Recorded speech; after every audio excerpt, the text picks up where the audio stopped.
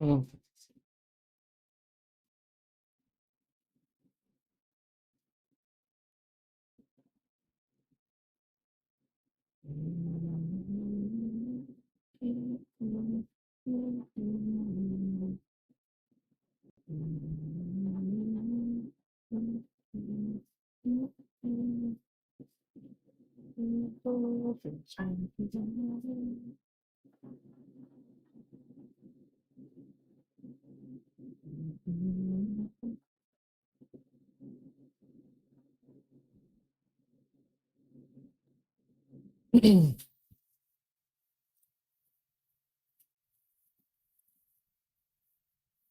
And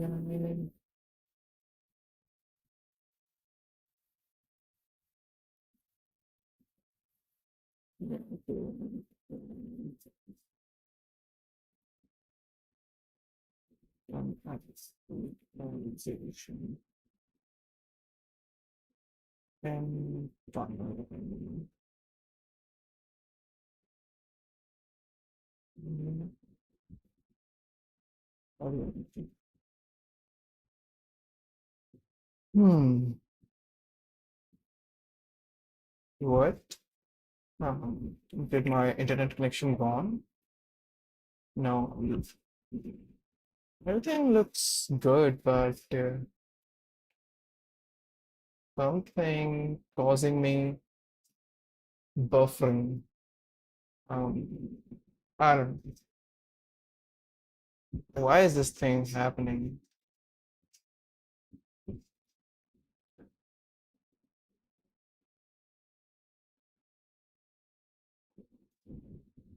Anyways, I don't have any idea why is this thing happening. Maybe it will automatically get fixed when the internet connection um, gets better.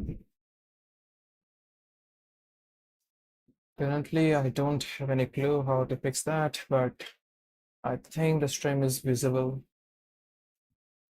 Let me just check.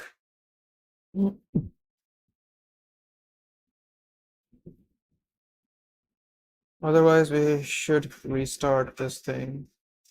Okay. Let me just check. Okay, looks like we are. Okay, perfect. So there's one more thing, Explorer init. So we have to define entries, right? Okay. So we don't need indentation here, and the separator is always a space character. So don't have any problem with that. No, not a space character. It's just I'm okay with the space character because yeah. Okay, perfect. I don't have any problem with the space character. The stream current bitrate is lower than the recommended bitrate. We recommend that you use a stream bitrate of 6.8. What's my current bitrate actually? The settings. Stream output.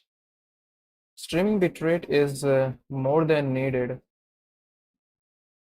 I mean, video bitrate are pretty high. The required bitrate are 6. I think, wait a minute,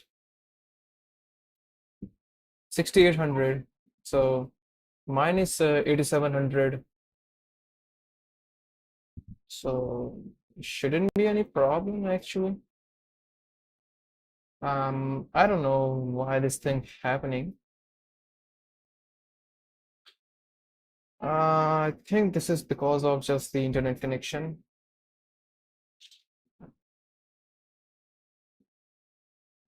Couldn't help with that, so let's continue forward. So we need icon, right? Hmm.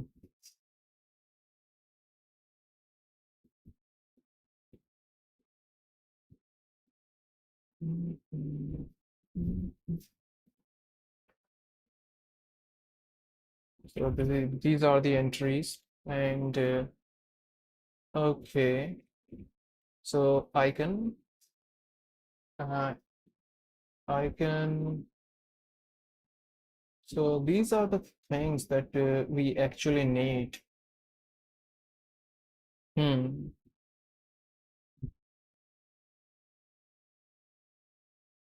All right then. So when we set the,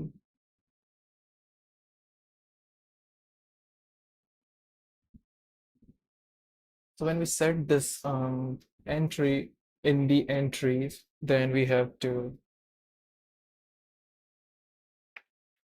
add a meta key to um,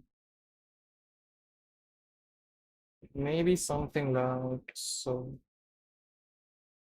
and we can format that with the, let's just format that with the count. Oh, got it. So we have to wrap those things, right? Makes sense.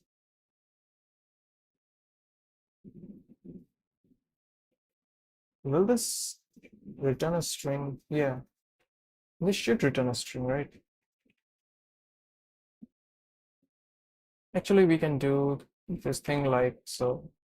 This is also a valid format. So this thing, so we, hi Zainab, welcome to the live stream. Uh, I want to ask something like, did the stream quality is good or kind of a buffering? Because YouTube gives me some warning about the bitrate. So I'm not sure that the stream quality is that good or not.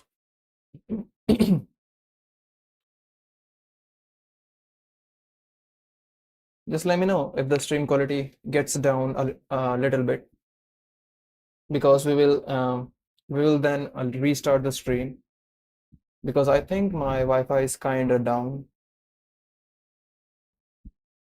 Don't know.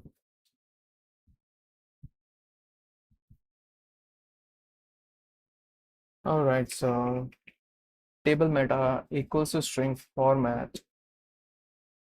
Hmm. So that makes sense. So we can add a separator to the table.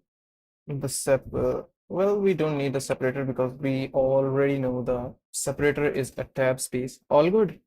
Okay. So I don't know why YouTube is complaining.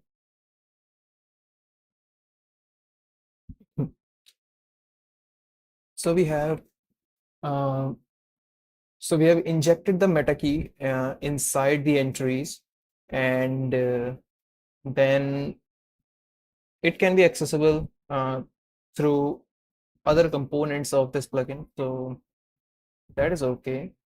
So let's just this is the type. So we need a path also, ops.cwd, and we don't need anything else, right? And we can join those lines actually much better. Quality we say, yeah, okay, perfect.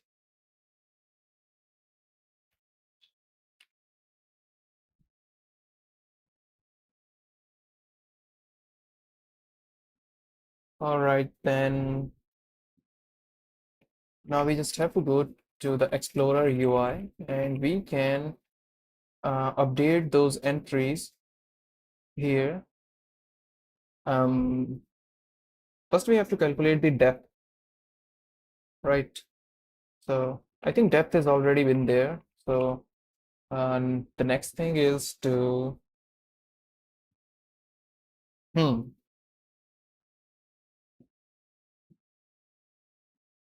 actually we can just comment out this thing for a second because I have to update some things. So we have we have a default icon here. Anyways, so there we have to create the array of words. So let's say this is the array of words, and all right, so this is the array of words, and now we can go through the entries actually. So this is a table, and every table node is an entry, right?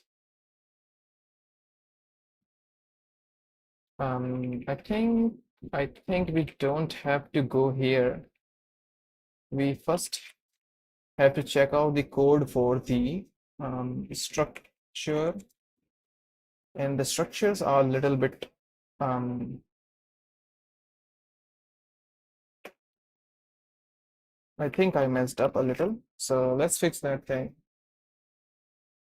Okay, so entry. So when we build up the tree, um, then we can point to that directory actually. So shouldn't be uh, shouldn't be a problem.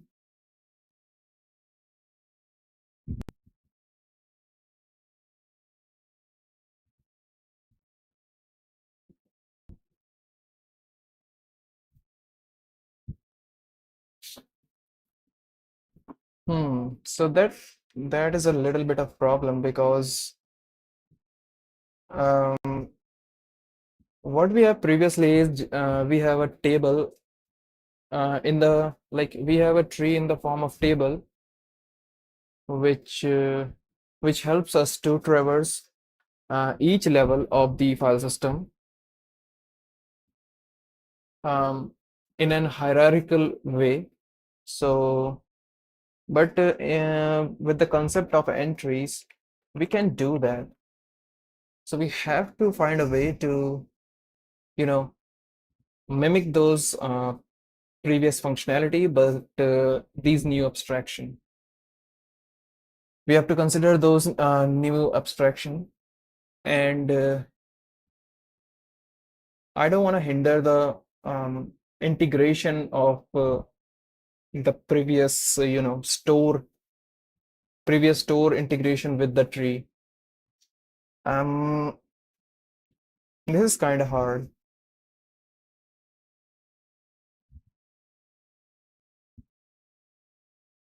Currently, the problem is like I don't think I can open this thing right now because I messed up a little bit. But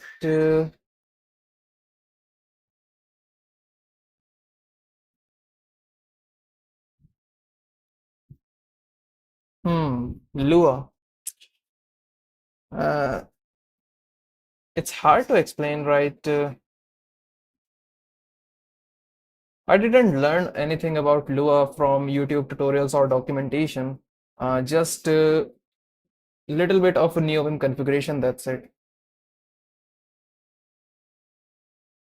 Did you ever configure your neovim in Lua?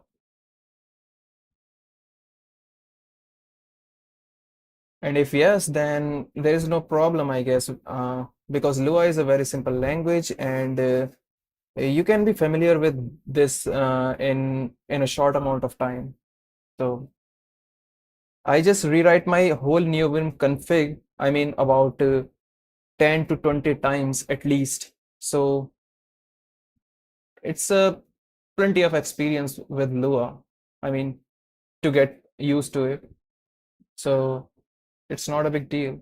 And if you want to write some plugins, then you have to explore the existing neovim plugin code bases, which will give you a better understanding how neovim interacting with the Lua in their run times. So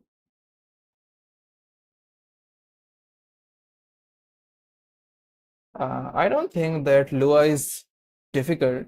It's a very simple language. It has only one data structure, which is the table, and table can be um, this table can behave like some other complex data structures.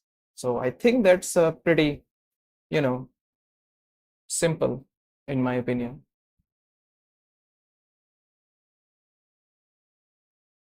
Lua tables are so easy to handle. I know this language is kind of a basic, so you have to implement everything from scratch most of the time. But uh, I think due to its simplicity, it's not that big of a deal.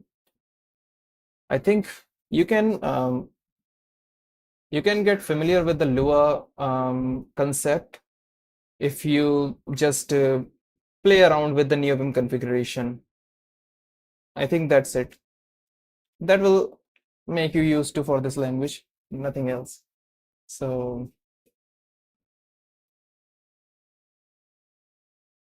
I want to finish this plugin as soon as I can because I want to work on my portfolio website also.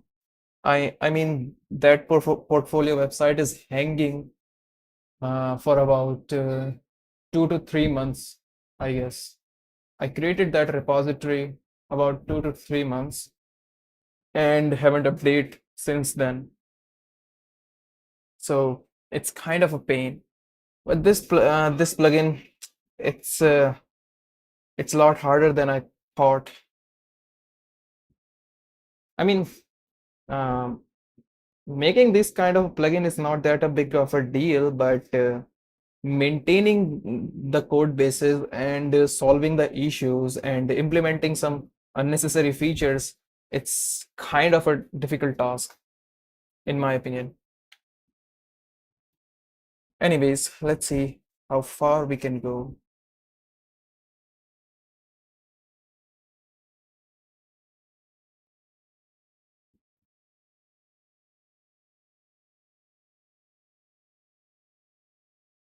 Hmm.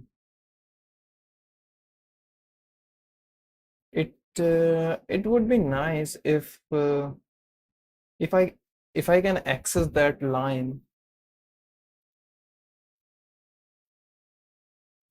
It would be nice if I can access the line component literally, because then I can calculate every kind of position of, I mean, every position in a particular line. I mean, if I know the component for every single line that I print on the buffer, then it is easier to get the exact location of every component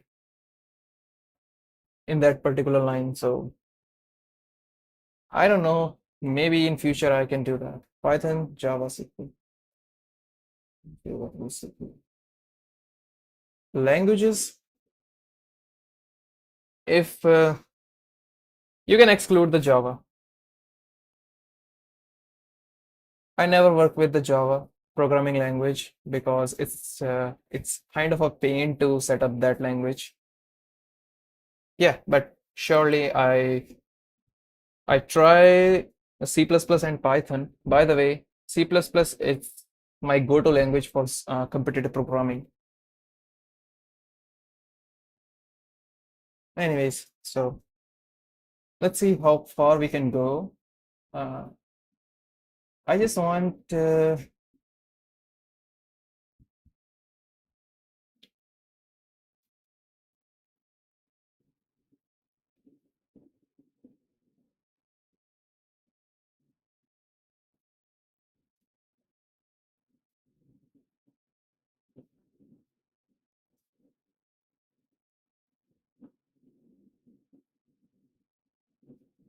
man, this is kind of a difficult task actually, so I'm gonna do that. The currently the problem is like if you can see the well, wait, what? There's a problem in the site. This is weird. Is my internet working? Yeah, it's working, but okay, perfect.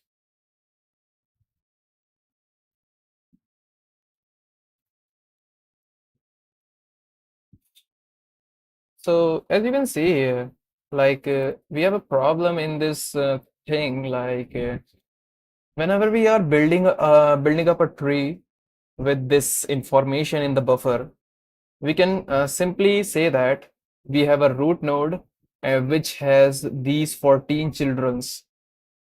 I mean, you can literally can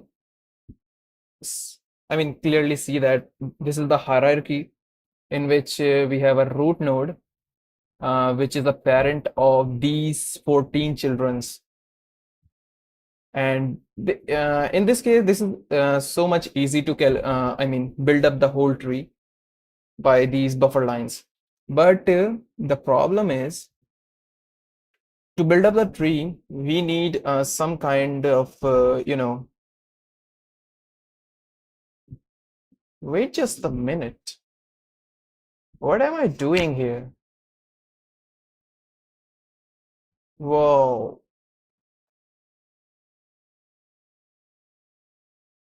Why am having a name here? I think I have an unnecessary field here. So no, no, no, no. I don't have. Okay, okay. Now I got it. This is not unnecessary. I need that name. So first thing first, what we are trying to achieve is currently, if you parse this line, let me just show you. Wait just a minute. Um, let's just move everything like what it was. We have to go UI, right? No, not the UI. We have to go to the entries, or should I go to struct? Yes, struct. So let's bring this thing back like this. Perfect. Okay, so the plugin is working. So I just wanted to give you a quick info, like what we are trying to achieve. You can see here, if I conceal conceal the level to the 0, then you can see here, if you want to parse this readme line, then we have an icon, then we have a name, and then we have a meta ID, right? So currently we are using regular expressions to extract out this name, but regular expression is kind of a limitation for this parser actually. I mean, it is so hard to parse those lines because this name can be of anything. You can have multiple spaces at the front, and you can have multiple spaces at the end also. And that makes it so difficult to parse those, parse the exact name of the file item, because this name can contain any special character also. So this is kind of a, pain to implement using regular expression, because regular expression, it's not that good for these kind of scenarios, but we are using and we are struggling with so many errors actually, because people are complaining about the um, cursor behavior. Because if I delete that icon, then it is impossible to find out this actual name of the file item. Because if anything goes wrong with this whole line, if anything goes wrong with this whole line, like if meta ID is not there, or this icon is not there, then regular expression will get failed to extract this name. And if you are wondering that why these things got messed up, like why some line don't have meta ID and not have any icons, because a user can edit this line actually. And if user have access to write this line, then user can delete this icon, user can delete this meta ID also. So this is kind of a pain. We have to handle those edge cases when user delete this icon, or if the user delete this, this meta ID. So if any of these cases happen,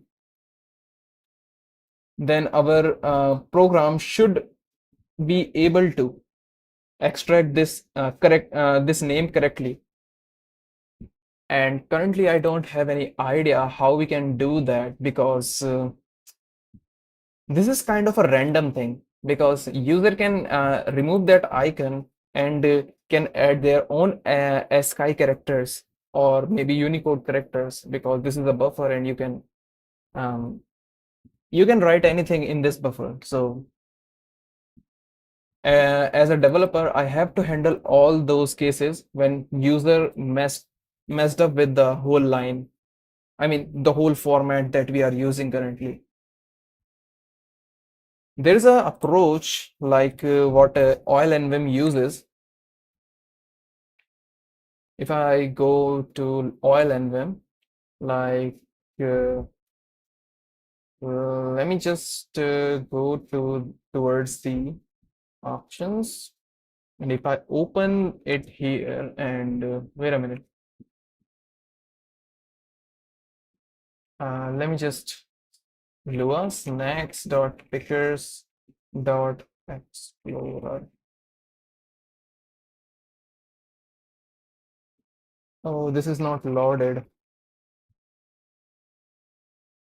Anyways, let me just go to the dot files and vim into vim, right? So like let's go over here. If I add another plugin like oil and vim,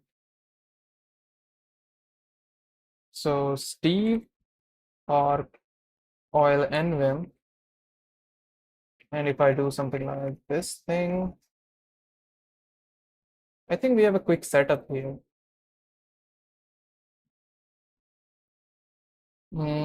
Lazy, this thing, right?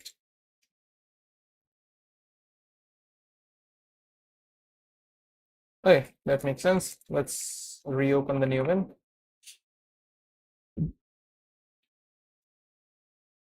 So let me show you something. So if I open the oil and vim here, you can see if I conceal the level to 0, you can see oil also uses the meta ID to track every kind of information in the buffer item, right? I think this thing might make sense. So as you can see, there are some meta ID, and if I move my cursor to the left side, you can see my cursor is no longer going to the left, because developer may add some kind of a auto command to restrict the cursor in a particular section, right? But there is a problem. Like if I delete this icon, like I am a notorious, let's assume like I'm a notorious user, which you know which having fun of doing those things. Like, so if I save this buffer, you can see oil handles that thing with diagnostics. I mean, oil and vim just to show a error like parsing error icon failed. But this is not the good approach in my opinion, because user doesn't know anything about your approach. You should restrict user from doing this thing. You know, you should restrict the user to delete this icon, because if user somehow messed up, I mean, if it uh, if it messed up but not on purpose, then user might feel a bad user experience, in my opinion. So I want to make the user a little bit of restricted on editing the buffer, but I don't want to remove all the buffer editing functionality. So I have to find a way in by which I can render those items as I want, and user can edit only specific things in that line. I just want user to just wait a minute. Did I just open the oil? Okay, so let me just go to editor. So I can disable this plugin. Enabled equals to false. So okay, if I open this thing like so, then you can see here. Um,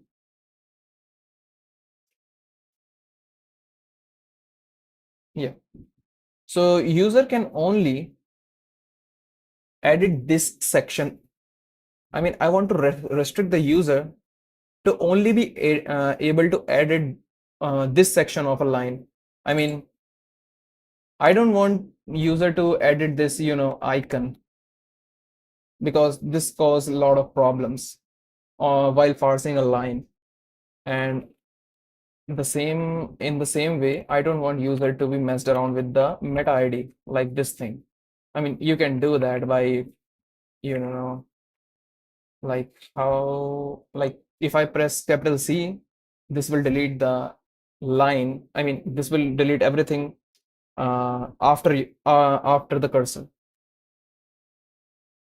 So have to tackle those things as well.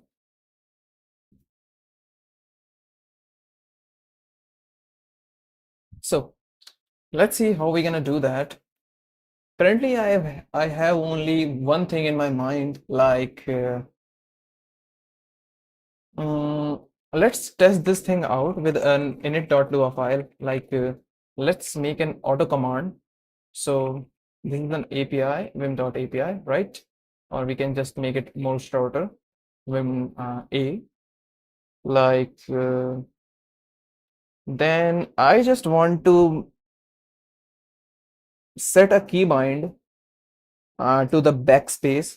Like, but there are so many ways that user can delete a specific character.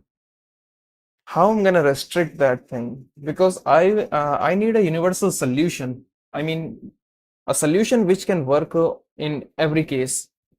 Because I don't want to write a solution according to the cases, because cases can be so many. I mean, it can be hundred of cases, like user can edit a particular character in a line. So I don't want to code I don't want to code the uh, every scenario, like in which user can edit those sections. So what we can do, actually, there's one thing that we can do, like let user to be I mean, let user edit the whole thing, right? I mean, we will give access to the user that he or she can edit anything in the particular line. And whenever we get a chance, like when user stops editing, then we will reparse that line, and we can replace everything that he messed up with the correct thing. I think that could be a approach, but this is kind of a complex one.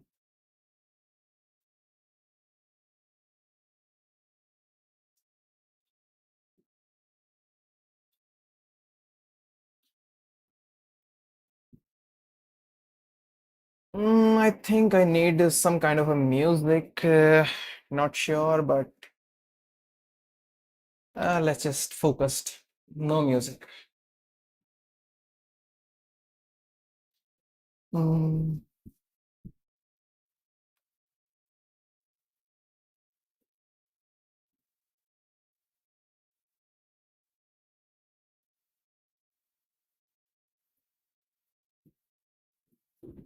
why is this thing so hard?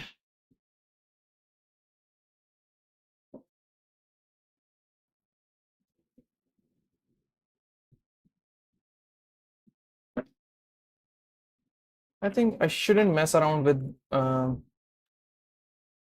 the rendering format right now because I don't have any perfect idea how I'm gonna do those things. So let's just revert back the changes that we have done.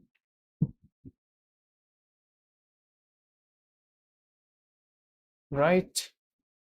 So what we have done here, we convert the line and word function to, I mean, word tables to the function. So I'm gonna discard those changes.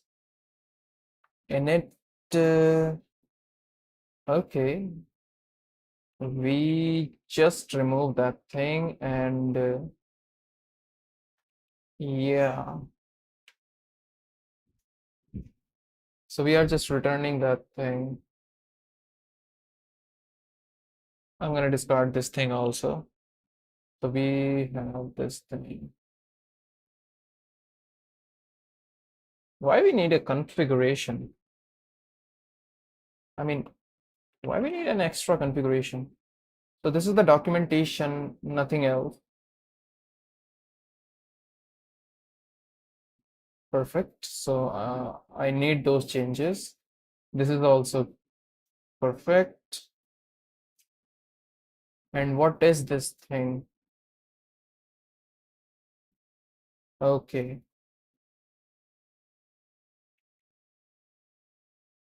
Actions.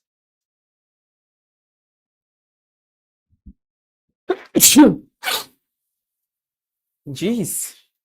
I think I might have cold.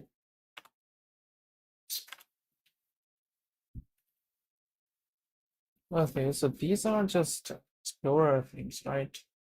So I want to have those things actually. So actions, I doesn't want to mess around with the actions actually, but let's just discard those changes as well. I think I have to discard everything here. I know this is infuriating, but uh, I think this is the, wait a minute. Yeah, let's kill this pane. Let's quit out the neovim and let's just try to open the window. Perfect. So everything is just working fine. Perfect. So now let's just optimize the uh, current code that we have. We have a config. I mean, we have two configurations. I don't know why we have those things actually. Let's just delete this configuration because I don't need that. I think it's committed by one of the contributors. I don't know why I have this thing. There should be only one configuration. This one is the correct one. Okay, makes sense. So, okay. What's Filer? Uh, Filer it's a neovim plugin file manager which have all functionality of oil and vim, but a better view. We using a file tree view instead of a directory level view because oil and vim is kind of like a netrw, um, you know, and netrw only provides you the directory level view of, you know, it only provides the directory level view, what items that particular directory contain in the focus. But this plugin will provide you the whole overview of your code base that you are in. You can open that filer window and you can toggle things like a tree, the normal tree, and you can create some files as well. And we are using indentation to make this functionable because if I have indentation equal to this init.lua file, and if I create something like something.lua and save this buffer, you can see this file is created inside the UI folder. If I press Y to confirm the changes, you can see this file is created and you can delete this thing as well. Yeah, I know that that is cool, but this is so hard to maintain. I mean, this code base is so hard to maintain, really. I mean, this plugin, I've been working on this plugin like I think a month ago. I mean, I've been working for this plugin for a month, but this plugin it's still not ready for the production. I mean, people are using and loving this plugin, you can see here, but I'm not happy with the current stage of this plugin because there are so many flaws in this plugin and there are so many, to-dos are left to be implement, you know. I mean, Git integration, fuzzy finding, LST and SSH, and we are just dealing with the rendering. So we are a little uh, lacking behind that because of dependencies. Yeah, that could be, and that could be the reason. But the main problem is here that the file name. This is the most annoying thing in the current stage of code because you know how we perform the operations. This plugin build up two trees, right? You know about something kind of a React because it is easier to explain everything about how this plugin works under the hood. React manages a virtual DOM to update their changes onto the screen, or you can say onto the website, whatever you say.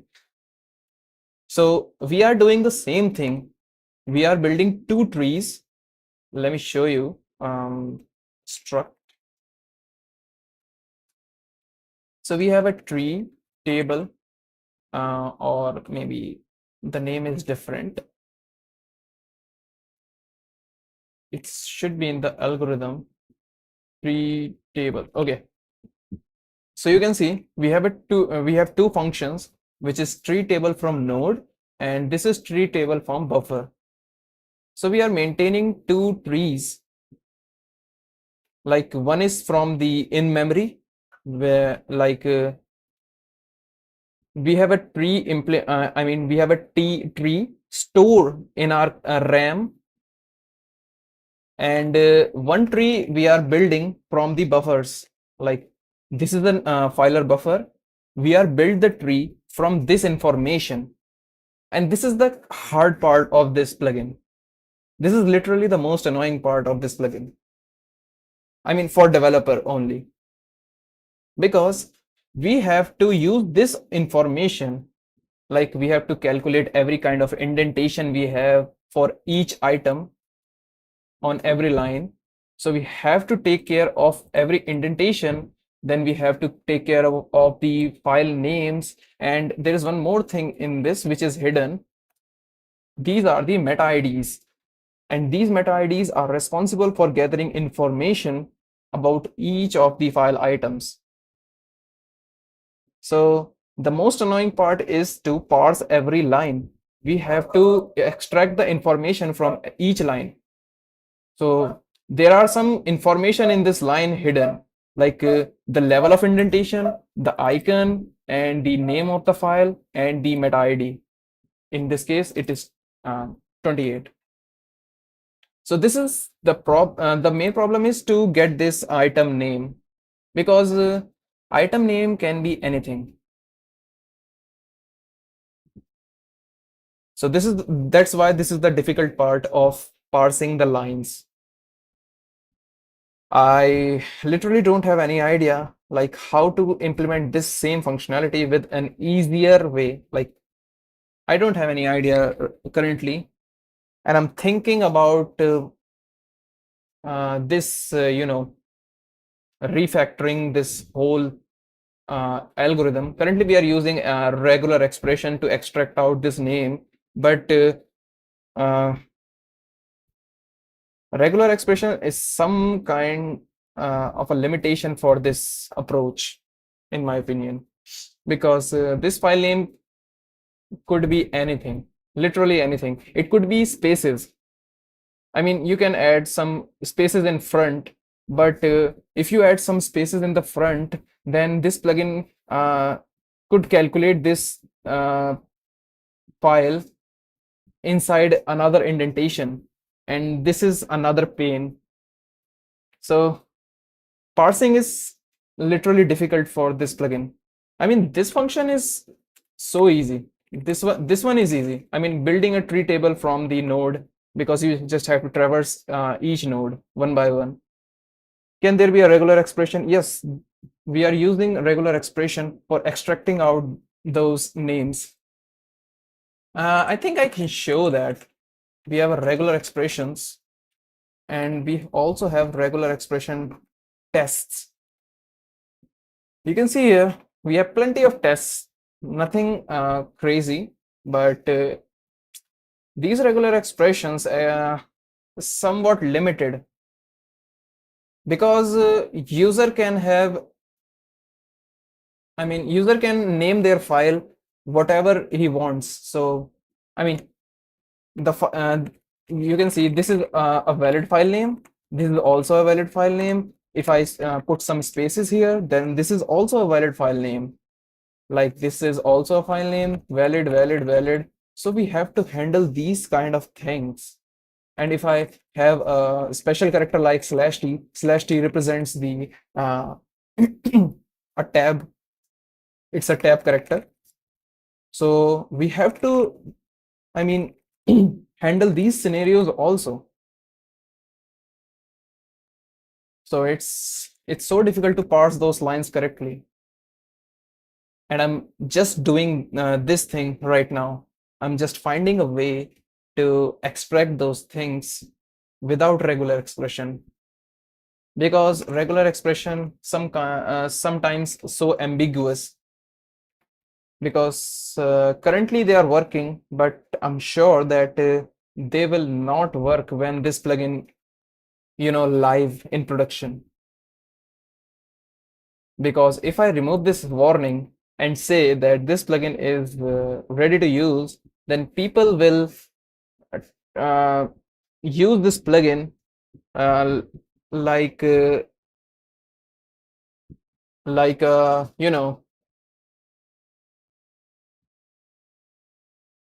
what to say, what's the word,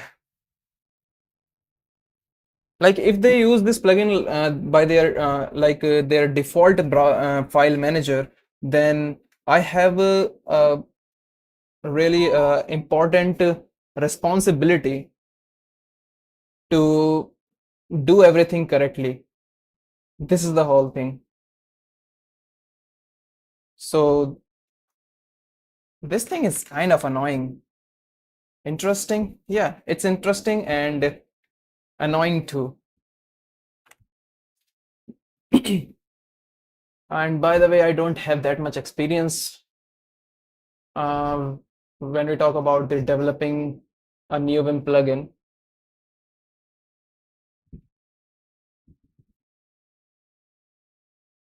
I mean, doing some file operation, it's not that difficult, but showing everything properly in a tree view, it's really difficult.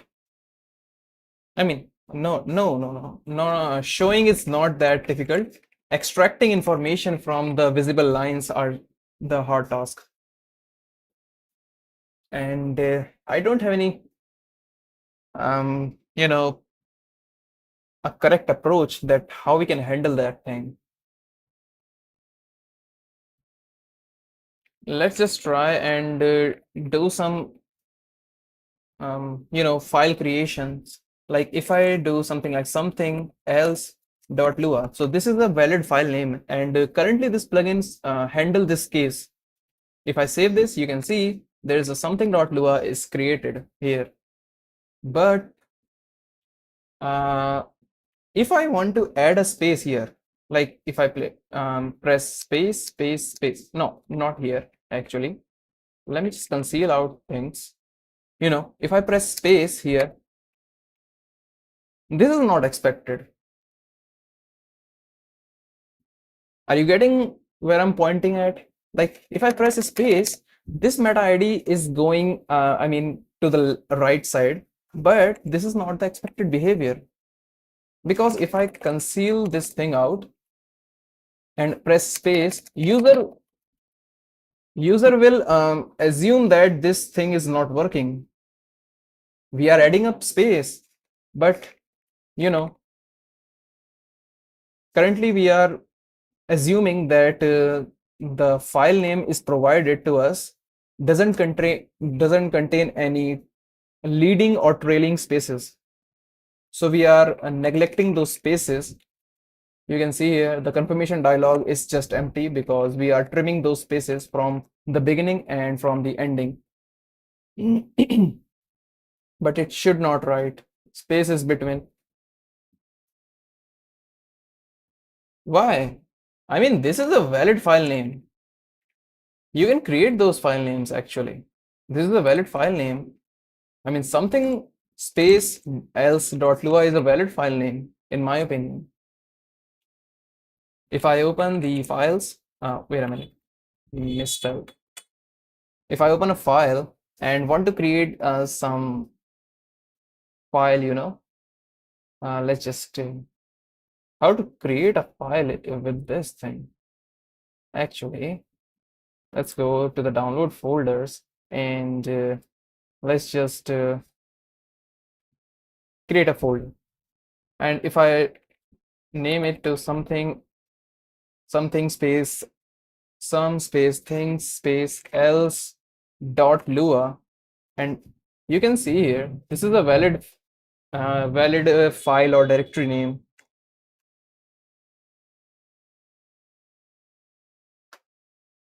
So we have to handle those cases.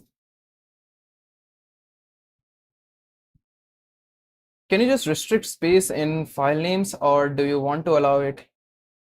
I think I should allow it because this plugin should act like a real file manager, because I think oil-nvim allows this thing. I'm not sure, like editor, because if I want to compete with like these bigger plugins like oil-nvim, neotree, then I have to provide this functionality as well. So if I open the oil window and let's just delete this thing, and if I do something, let's something else dot lua. So this is also a valid name. And if I press yes, you can see this file is created by oil-nvim, and oil-nvim supports that thing.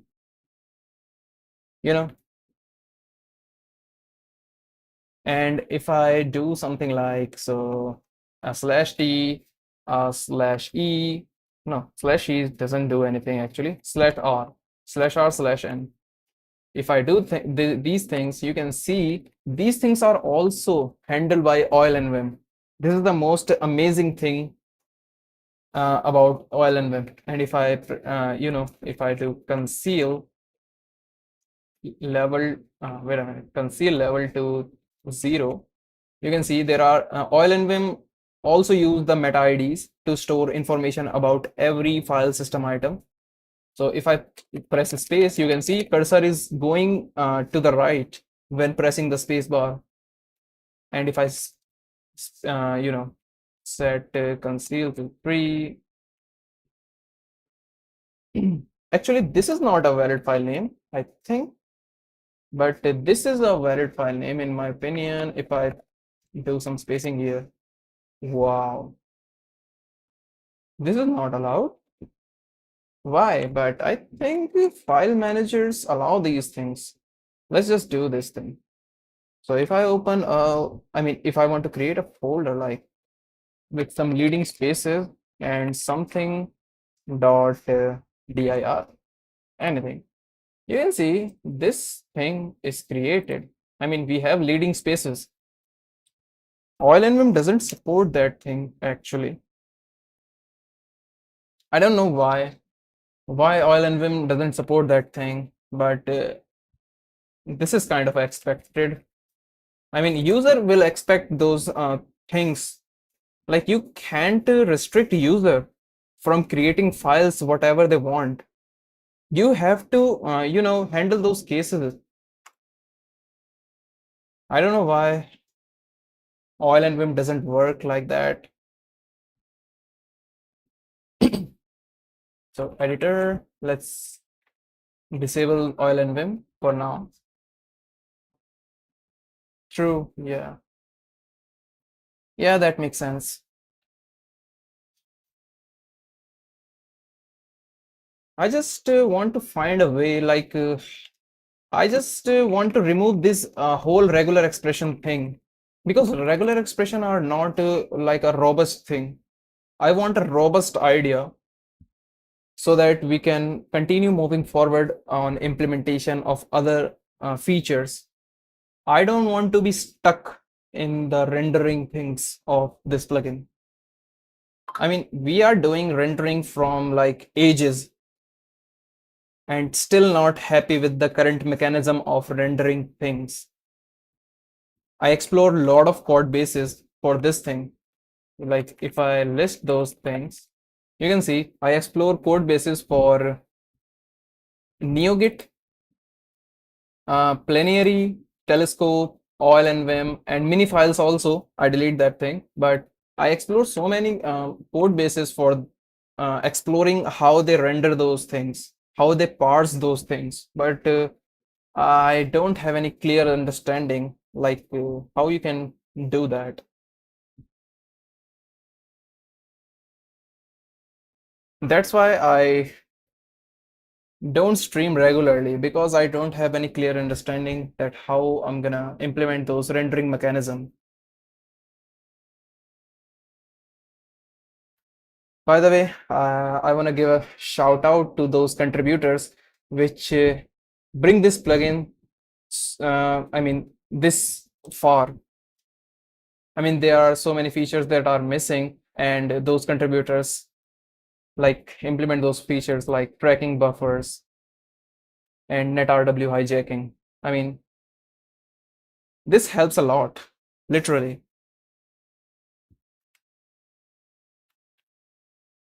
Maybe I can suggest something. Yeah, suggestion could be helpful. Any kind of suggestion. Ask LLM. I LLMs literally my whole tabs for LLMs like ChatGPT and DeepSeek, they are filled with those questions, but didn't get the right answer because they are always push me towards using the regex, I mean regular expression. And I don't want to use those things actually.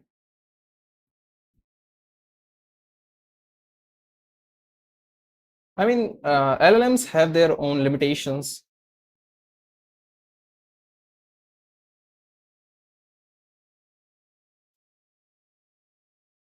Anyways, I have to think about this thing actually. I have to think about this rendering mechanism, like how we can extract those information from, I mean, how we can parse the lines effectively. I don't know at this moment, like how I'm gonna implement this. I have to think about it a little bit, and maybe I can come up with a solution. Can you once again tell me the issue? I want to know the whole issue. The issue is the issue is simply like you know if I open the filer window, this is a simple filer window which show you the contents holds by the current directory in which you open the filer window, right? So let's assume these are the contents in the current working directory. We have a folder for assistant.nvim, we have folders for filer.nvim, and so on. So you can see here set conceal to 0, 0, set conceal level to 0. Okay, so watch carefully. So this line contains some information Like we have some indentation. In this case, this is 0, because for direct children to the root, they have 0 indentation, right? So we have 0 indentation here. We have icon, we have file, item name, and then we have a meta ID, and these are separated by a single space character. The problem is, like these things could vary. Like this icon could vary. Like currently, I think you can assume this character of one. Um,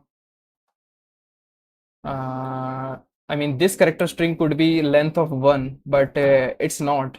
This is exactly a four character string, and this icon could be a 3 character string, it could be a 2 character string, and it could be a 1 character string also. So the problem is, if these things could vary, then regular expressions sometimes get failed. I mean, currently we are dealing with the Unicode characters. So this regular expression replace every Unicode character. Okay, I think you understand correctly. Currently, this regular expression convert all the Unicode characters to the blank spaces. No, to an empty string. But what if these characters are replaced by some other icons, which is not UTF-8 encoded? They could be ASCII characters. They could be anything. In that case, regular expression bit will fail to render these things. So we want a solid format. Like I want to remove those regular expression to extract out the information from each of the lines. Where we at? Yeah, I want to parse this line, and I want to extract the name, meta key, and the indentation level without using the regular expression. The first thing that strikes in my mind, like just divide every line in components. Components, like indentation level is a component, icon is a component, and this file name is a component, and a meta key is a component. So we have 4 components in a single line, and then we can track every width. We can track the width of every component. Like if this character is of 3 length of 3, or it could be length of 4, then we have every information about the component. Then we can extract out this name easily, because we just have to extract the substring. At this time, we are not using regular expression, we are using the substring extraction. So we just have to calculate the starting point of this name, which is so easy because we know the indentation level. Then we can add the width of this icon, then we add the separator width. In this case, it's a space, and then we go to this starting character of the file name. And to get the ending character of this file name, we just have to subtract the length of this meta ID from the whole string. And we have to subtract 1 because this space. And this will handle all of the cases, because no matter what icon you are using, what meta key is this, or what name you are using here, because we are using substring approach instead of regular expressions. So this is the kind of thing you breaking it make sense most. Yeah, this thing makes sense, and I was implementing this thing earlier. In this morning, but couldn't finish this thing out because I have some problems while implementing those things due to the tree data structure. But I think I need some time to figure out how to implement, I mean, how to integrate those things. But breaking it still need regular expression, I think. I don't think that we need a regular expression because um, I'm confused because why we need regular expression if I break everything into their components? Because if I need the meta key, I know that I have to traverse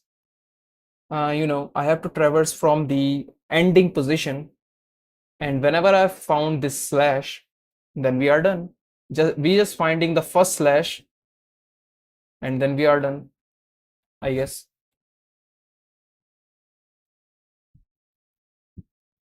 And whenever we get this meta ID, and then it is so easy to calculate the whole things. We can point this meta ID to the entries, and that entry will contain the information about every component in that particular line. I mean, this approach is similar to what a telescope NVIM uses.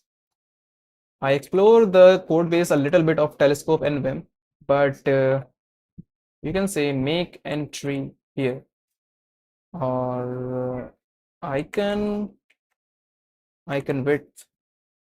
You can see here, this is a module in telescope.nvim. Like, just look at this code. You know, this if you look closely, this code is similar to what you see while using telescope. Like if I open the telescope window, you can see the rendering format is same.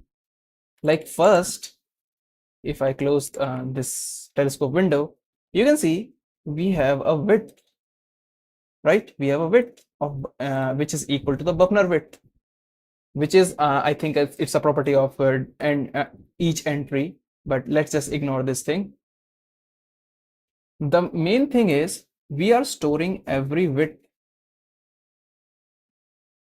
Each component, you can consider them as a component. So this is the component, this is the component, this is a component, and this is also a component. So you can see here, we are storing the width of each of the component, and it is so easier to then extract every substring from, you know, it is so easier to extract every information because we have every component width. I mean, yeah, you know, just a little bit of code exploring in telescope. Okay, so from last we are going, then yes. Yeah, if we're going from the last, then it is so easy to calculate the meta ID. So it's not a problem. But still, we have to find a way that we can integrate those entries approach with the tree data structure that we have.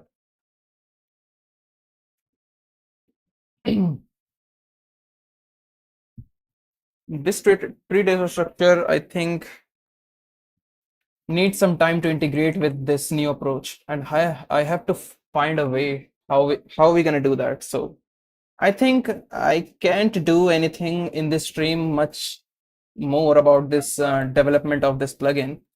So if you guys have any question, then you can ask. Otherwise, I think I have to close up the stream because I don't have anything in my mind at this moment that how I'm gonna implement this thing.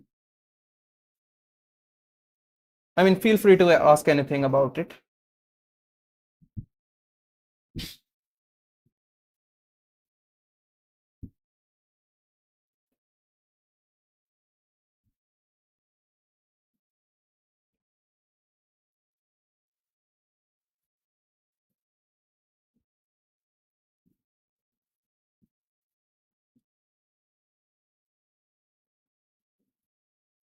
It looks super good though. Yeah, currently, but in future we will have some problems. And I want to make this plugin like rock solid. Like user, I don't want user to be feel any kind of issue by using this thing.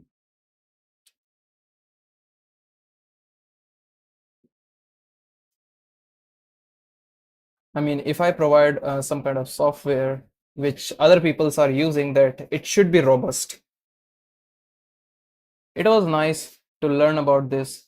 I have no experience with this, but yeah, DSL Go, I might take a look.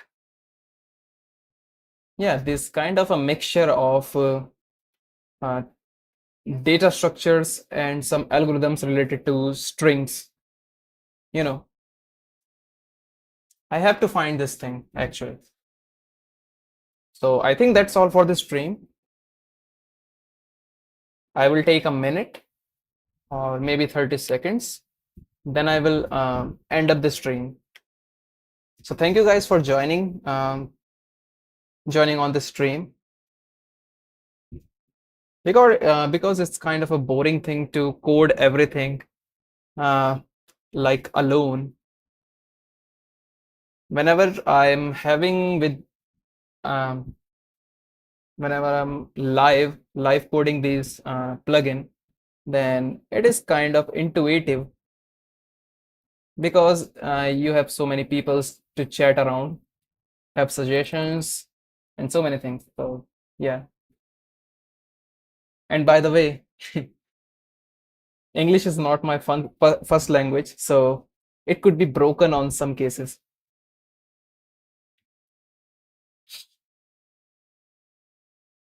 I try my best, but couldn't help with that.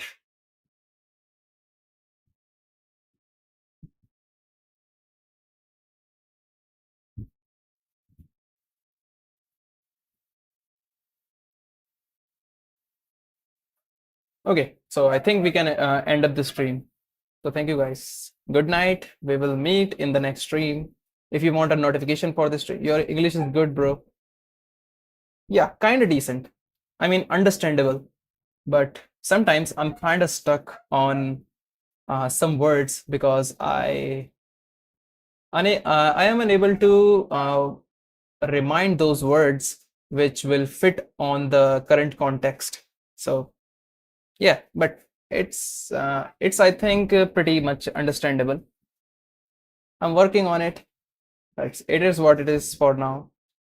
So anyways, thank you everyone watching. I think we can end up this stream. If you want the notification for the next stream, you can subscribe. Otherwise, it's not a big deal. So thank you guys. Good night.